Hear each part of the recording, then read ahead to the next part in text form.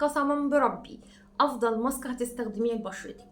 ماسك رهيب، ماسك نتائجه فوريه، ماسك فعال وبيديكي نضاره وكمان حيويه. اوع ماسك هتجربيه في حياتك حرفيا. ركزي معايا في اللي انا هقولهولك ده.